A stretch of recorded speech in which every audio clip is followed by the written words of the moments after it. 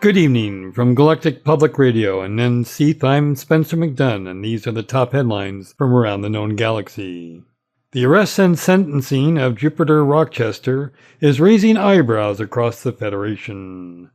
For the latest, we go to Smooth Furnace in the Sol system. Thanks, Spencer. The arrest of Jupiter Rochester last month after his attempt to gain control of the HIP 54530 system was a watershed moment in federal politics.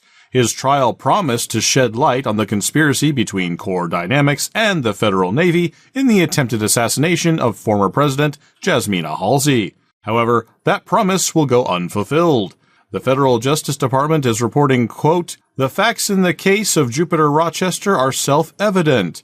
His principal role regarding Starship One and Jupiter Division make him guilty of treason, mass murder, and many other crimes. He will serve a solitary life sentence in a maximum security prison." End quote. This turn of events is quite surprising, given the resources of the defendant to contest the charges and the interest of the Liberal Party and the wider federal public to get all facts out into the open. Even parts of Hudson's own government are uneasy.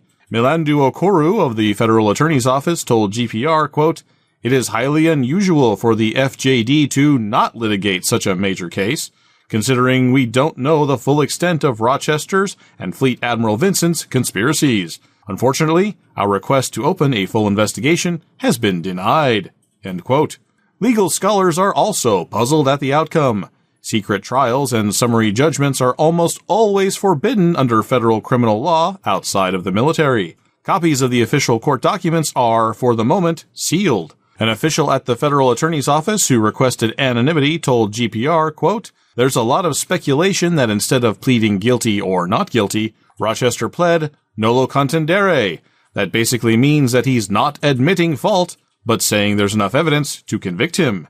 That would explain the whole self-evident statement from justice and the summary sentencing from the court. That means there's no trial, no evidence needs to be presented by the prosecutor, and no defense is offered. That's convenient for everyone involved in the assassination."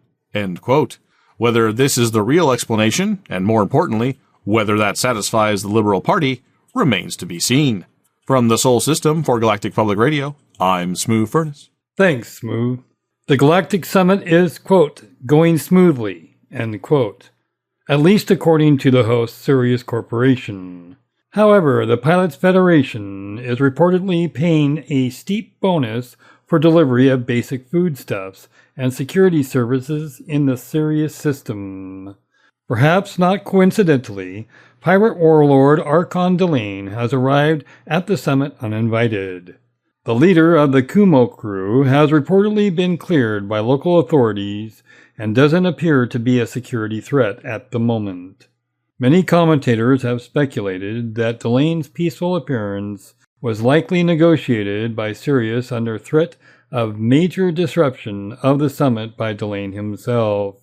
Peaceful arrival or not, some ambassadors have walked out of the summit in protest, and many have evacuated their entire contingent of lower-level staff and security. All three of the superpowers have held fast, but have registered various levels of protest. Each government released a statement to their major media outlets.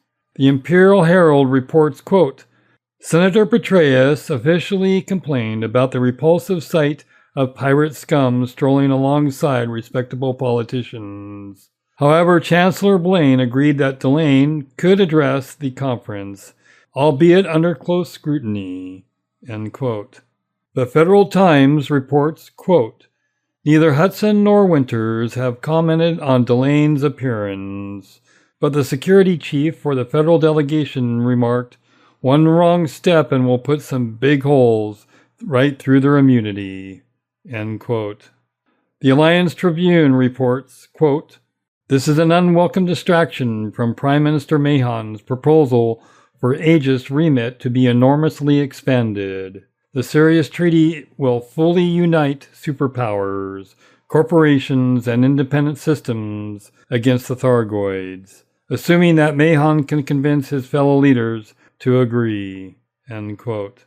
Finally, in local news, Guard Frequency Response Deputy Assistant Director Richard Clemens is ramping up his workplace safety campaign. The public service announcements are being prepared in cooperation with Dharma Mining Company, who has lent their award-winning worker safety films to the effort for research and expansion. Mr. Clemens told GPR, quote, "They've got years' worth of amazing footage, covering everything from private raids to ergonomics to protective gear. It's inspiring to have the corporate citizen like Dharma willing to open up their vaults to let the rest of the system benefit from their experience. I look forward to unveiling the fruits of our joint venture very soon." End quote.